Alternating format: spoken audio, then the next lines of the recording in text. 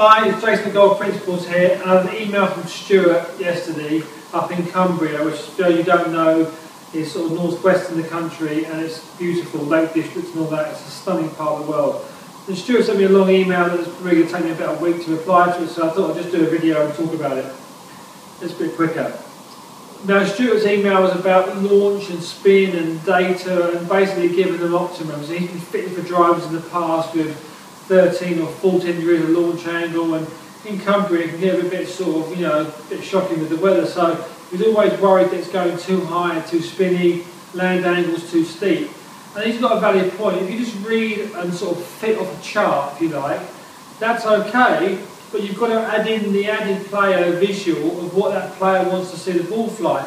Some guys want to see it come out like a bullet, some guys want to see it come out too high almost, and you've got to educate them and say, look, here's where optimum is. So let's say it's 11, 12 degrees of launch.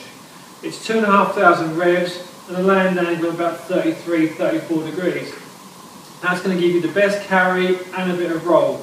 Now if you're playing on a really windy seaside golf course, then maybe that wants to come down to say 11 degrees or 10 even. You're going to lose a bit of carry, you might get a bit of run out of that obviously, hopefully, but you're going to feel more under control of your ball flight.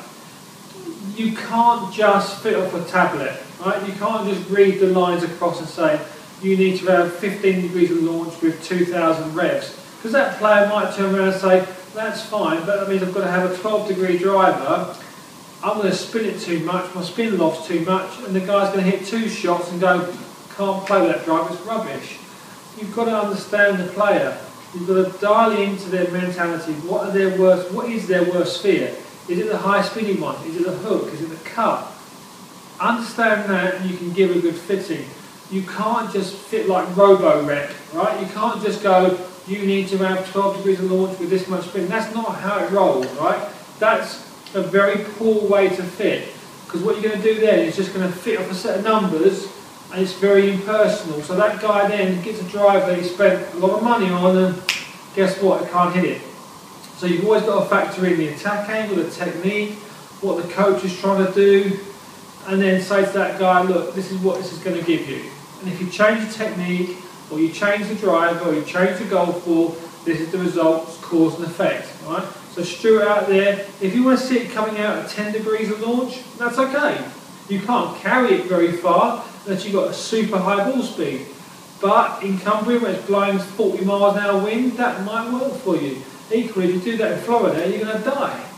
Rory McIlroy is a great example. For someone who's brought up in Northern Ireland, this high, low spin bomb, and yet he's always struggled in windy conditions. Work that one out. So, obviously this week's US Open's coming up, the course is soaking wet, so it's going to be a bit of a funny one. We'll see how the course stands up. But you'll be interested to see how that goes. Guys play what we always call like drop and stop golf. They just smash it in wet fairways.